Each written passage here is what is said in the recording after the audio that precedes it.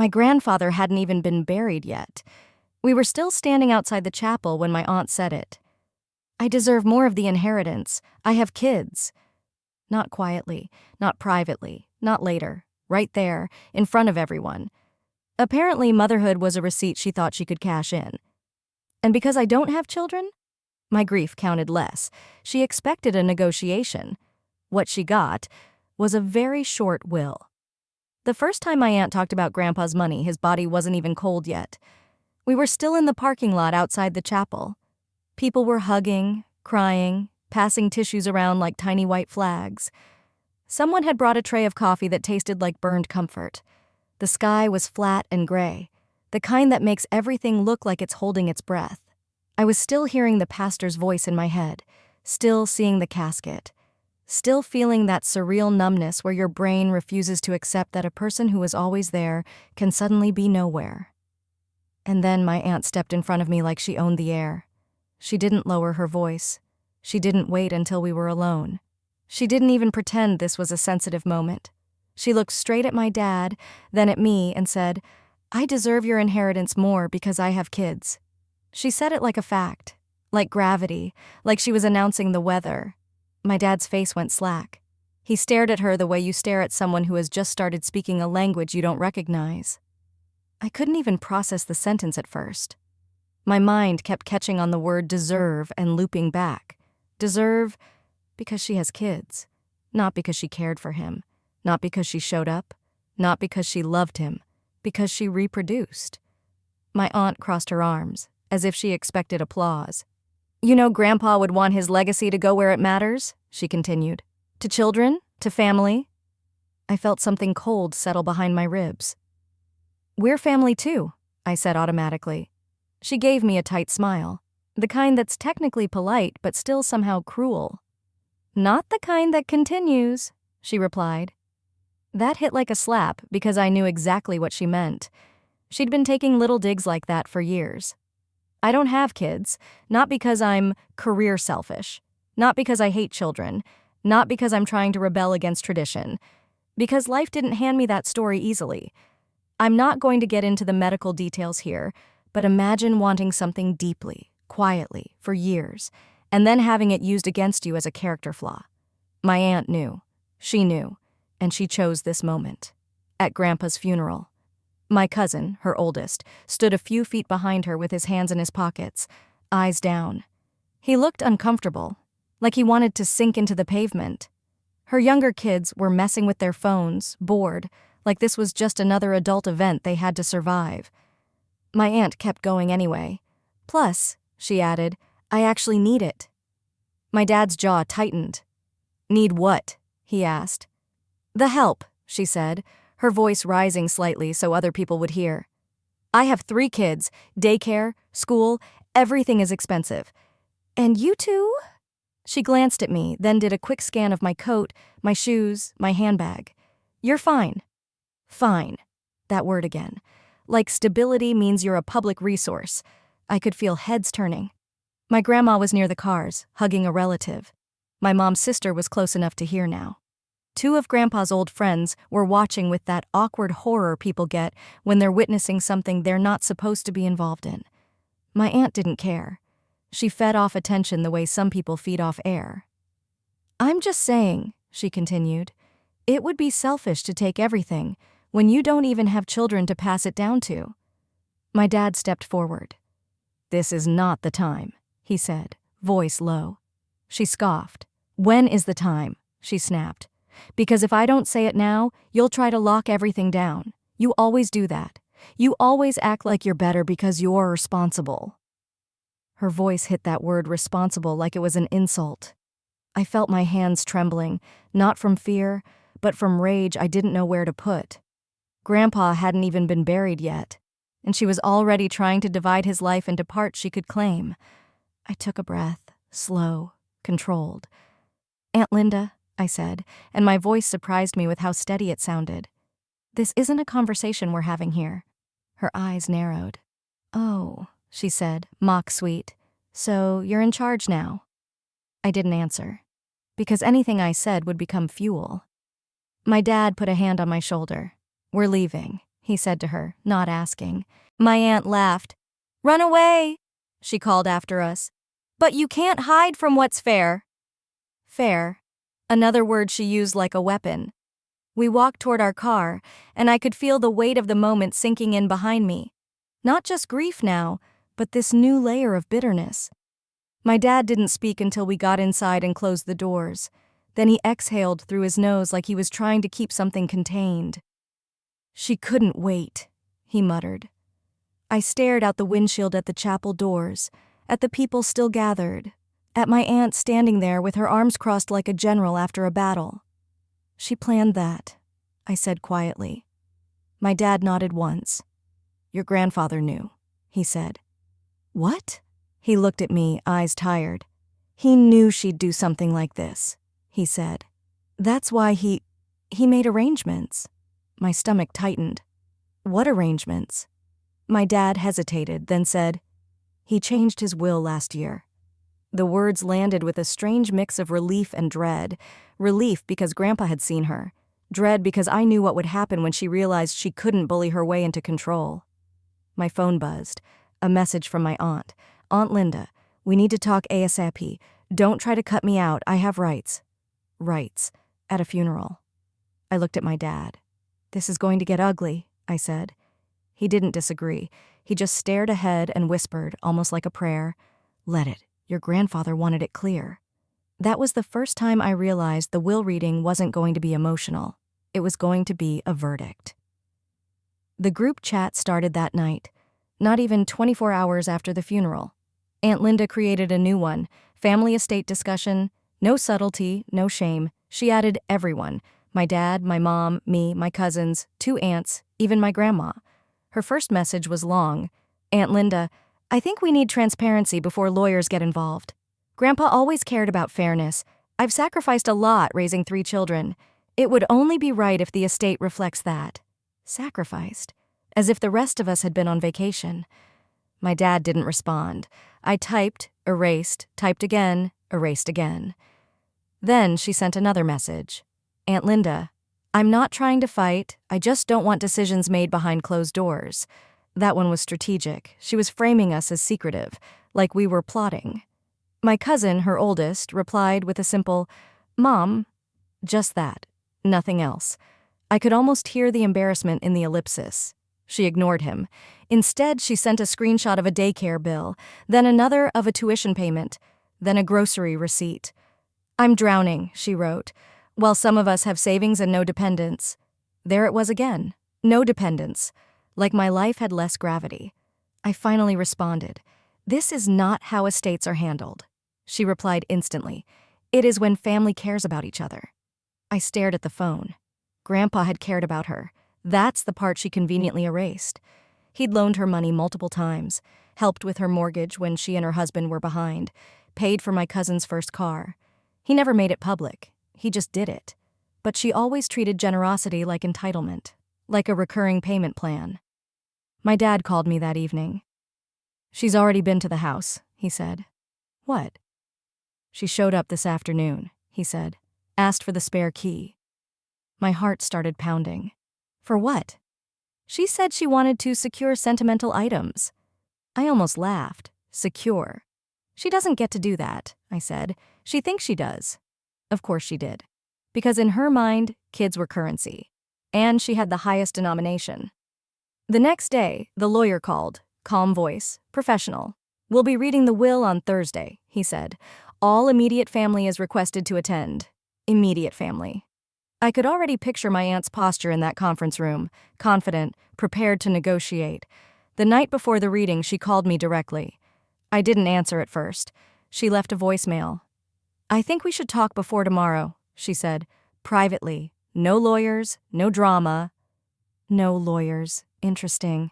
She called again 10 minutes later. I answered. "What?" I said, not bothering with hello. "You're being cold," she replied immediately. "You're being aggressive." She ignored that. "Listen," she said, lowering her voice into that fake, intimate tone she uses when she thinks she's manipulating someone gently. "Whatever Grandpa left you, we can work something out. Work something out." "He hasn't left me anything," I said. "We haven't even heard the will." But you know, she pressed. No, I don't. She exhaled sharply. Don't play dumb. You were always around. You were his favorite. That one stung, not because I believed it, but because she was turning love into competition. I visited him, I said quietly. That's not favoritism. It is when you influence him, she snapped. There it was, the accusation. You think I manipulated him? I asked. Her silence was answer enough. I think you were there, she said carefully. And older people get confused. They're impressionable. I felt something inside me go still. Grandpa wasn't confused. He was sharp until the end. He remembered birthdays. He remembered details. He remembered who called. He remembered who didn't. He wasn't confused, I said. You don't know that, she replied quickly. I do. Her tone hardened. You don't get to take from my kids. Take. Like I'd stolen something that hadn't even been distributed yet. This isn't yours, I said. It's his. And I'm his daughter, she snapped. And I'm his granddaughter. That's not the same. She didn't even hesitate. The hierarchy in her mind was crystal clear. Parents first, then children, then everyone else.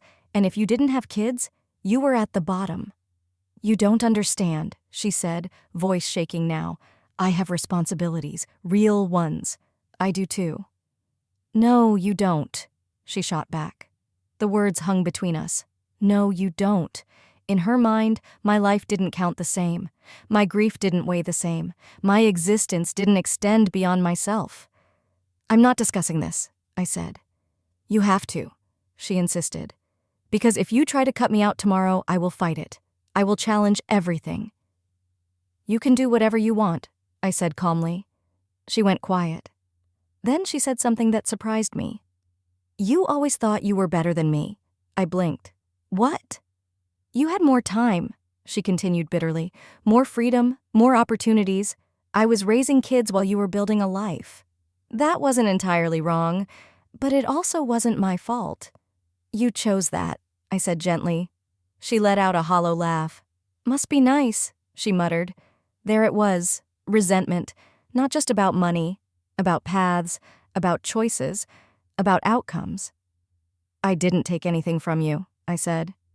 You will tomorrow, she replied. Then she hung up. I sat there staring at the dark screen of my phone. For a moment, I almost felt sorry for her. Almost. Because beneath the entitlement was fear. Fear of not having enough. Fear of not being prioritized. Fear that the world didn't owe her for her sacrifices. But fear doesn't justify predation, and grief doesn't excuse greed. Thursday came quickly. The lawyer's office was small and overly warm. Everyone was dressed too formally for something that already felt like a courtroom. My aunt arrived 10 minutes early, confident. She hugged people loudly, mentioned her kids 3 times before sitting down. I just hope we can keep this fair, she said to the room. No one replied. The lawyer entered with a folder, thin, very thin. He adjusted his glasses and sat down. We'll keep this brief, he said. And something in my stomach told me it was about to get very short. The lawyer didn't waste time. He opened the folder, cleared his throat, and began. This is the last will and testament of Harold M. Reeves, signed and witnessed on March 14th of last year. My aunt shifted in her seat, crossing her legs like she was preparing for a negotiation. The lawyer continued. Mr. Reeves elected to simplify his estate in the final revision. Simplify, that word echoed. My aunt smiled faintly, like she expected that to mean something generous and shared. The lawyer turned a single page. Yes, he said, the document is concise. I felt my heartbeat in my ears. This will contains 2 primary distributions. 2. My aunt straightened. The lawyer read first. To my daughter, Linda Reeves Carter, I leave the sum of $1. Silence, not confusion.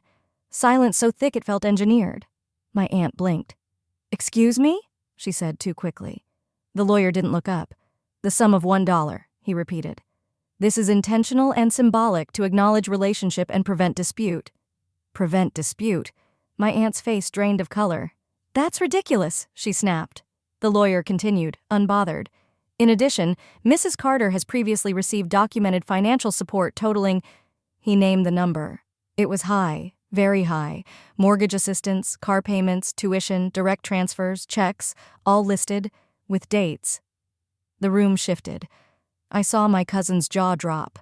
My aunt's breathing became uneven. "That's not inheritance," she said sharply. "That was help."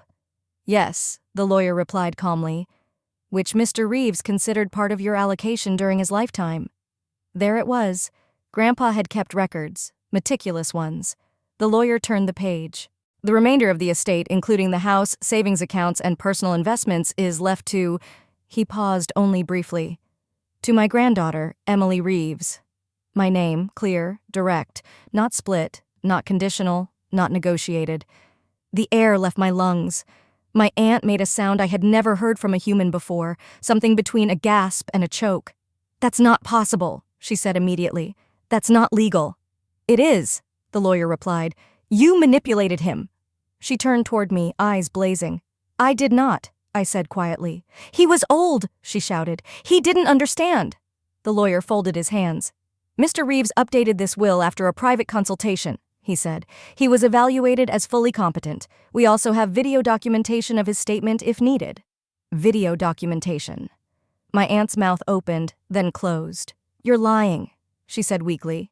"We are not," the lawyer replied. He reached into the folder again. "There is also a letter to be read aloud." My heart tightened. The lawyer unfolded a single sheet. "To my family," he began. The room went still.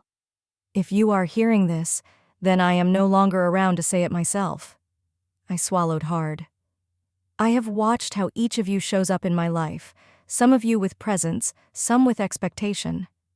My aunt flinched. "I have helped where I could, when I could. But help is not inheritance, and love is not obligation." My chest burned. "Linda, I have supported you generously throughout the years. That was my choice as your father. But I will not reward entitlement. Children are not currency." The room felt electrified. My aunt stood up.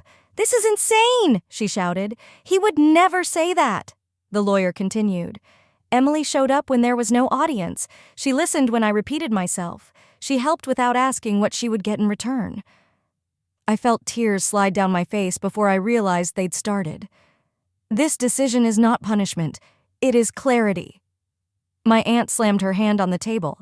"This is manipulation. She twisted him against me." I looked at her. For years I would have tried to calm her. Not this time. The lawyer finished the letter. "If there is anger, let it be brief. If there is resentment, let it be yours to carry. I have made my peace." Silence. Pure, unfiltered silence. My aunt was shaking. "You can't just erase me," she hissed.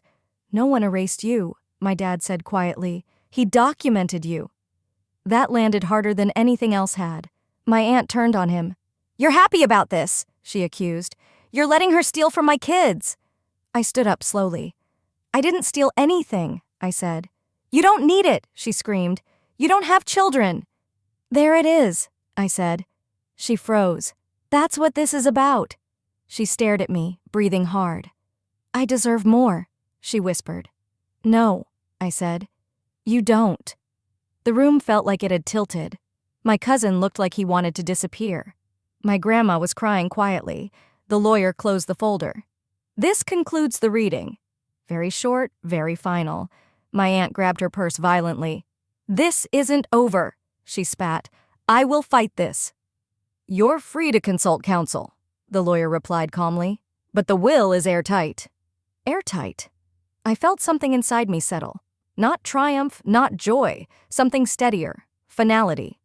My aunt pointed at me. "You did this." "No," I said softly. "He did." And for the first time, she didn't have a comeback. She stormed out of the office. The door slammed. The room stayed quiet long after she was gone.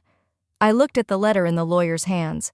Grandpa's handwriting printed at the bottom. Not shaky, not confused. Certain. My aunt didn't wait 24 hours before starting the war. By that evening, relatives I hadn't spoken to in years were messaging me. "I heard there was tension at the will reading. Maybe you should reconsider. She's really struggling. Think of the children. Always the children. like they were shields she could hold up whenever accountability came close. The first accusation hit social media the next morning, a vague post. "It's amazing how some people manipulate the elderly and then pretend to be innocent." The comments filled quickly. "I'm so sorry. Karma will come. You're such a good mom. You don't deserve this." She never tagged me. She didn't have to. The people who knew, knew. My dad called me that night. "She's talking to a lawyer," he said quietly. "I expected that." "She's telling people you isolated him." I laughed softly. "I brought him groceries and fixed his Wi-Fi." "She says you controlled access." "He called her," I said. "She didn't pick up." There was a long pause. "She's angry," my dad said finally. "I know. She thinks this is punishment. It's consequence." He exhaled. "She won't stop." "I know," I repeated. And I did. Because people like her don't see decisions. They see challenges. Within a week, she showed up at Grandpa's house, the house that was now legally mine.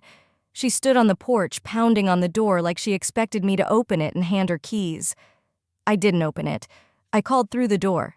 "You need to leave." "You can't keep me out of my father's house," she screamed. "I can," I replied calmly, "and I will." "You're stealing my children's future." "No," I said. "He made a choice." Her voice cracked then. For the first time, it wasn't rage. It was desperation. "You don't understand what it's like to worry about your kids," she said. I swallowed. "I understand responsibility," I said. She went quiet. Then she tried one last angle. "He loved me." "I know," I said.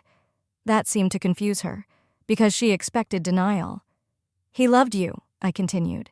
"And he helped you, repeatedly." She didn't respond. "He didn't owe you everything," I said softly. That's when the anger came back. "You're selfish," she hissed. "You always were." Maybe, or maybe I just stopped apologizing for existing. Eventually she left, but she didn't stop. She filed a challenge. It lasted exactly 2 weeks. The lawyer handled it calmly. The documentation was overwhelming. The video statement sealed it. Her case collapsed before it even got traction. After that, something shifted. Not in her, in me. I realized the fight wasn't about money. It was about access. She had lost access to control, lost access to the narrative, lost access to using her children as leverage. The smear campaign continued for a while, subtle, passive-aggressive, then more direct. She told people I was cold, that I never wanted kids anyway, that I brainwashed Grandpa in his final year. But the louder she got, the smaller she looked. Because the will wasn't ambiguous. It was precise, clear, deliberate. I blocked her number, then her social media, then anyone who forwarded her messages to me. No contact sounds dramatic until you realize it's just silence enforced. The first holiday without her was tense. The second was quiet. The third felt normal. I still miss Grandpa. That part doesn't fade. Grief doesn't evaporate because justice happened. It just sits differently. Sometimes I sit in his old living room and reread the letter, not for validation, for clarity. Children are not currency. That line echoes. It always will. Because that was the moment I understood something about my aunt that had nothing to do with inheritance. She didn't want fairness. She wanted leverage, and when leverage failed, she called it injustice. I don't hate her, but I don't trust her. And trust, once broken like that, doesn't rebuild itself on blood alone. Some people think I should forgive her, that family is family. But family isn't a blank check, and being child-free doesn't make your life a community resource. Grandpa's will was short, decisive, unapologetic. The reading took less than 10 minutes, but it ended a lifetime of imbalance. She said she deserved more because she had kids. What she lost wasn't money, it was control. And I lost something too. The illusion that love and entitlement can coexist. They can't. So I chose clarity. And I chose distance. Permanently. Here's the part she didn't expect. The will wasn't complicated. It wasn't emotional. It wasn't up for debate. It was precise. $1. That's what entitlement is worth when it's documented. She said she deserved more because she had kids. But children aren't leverage. And love isn't inheritance insurance. I didn't just inherit a house. I inherited clarity. And when someone shows you they value access more than family, you don't argue. You close the door permanently.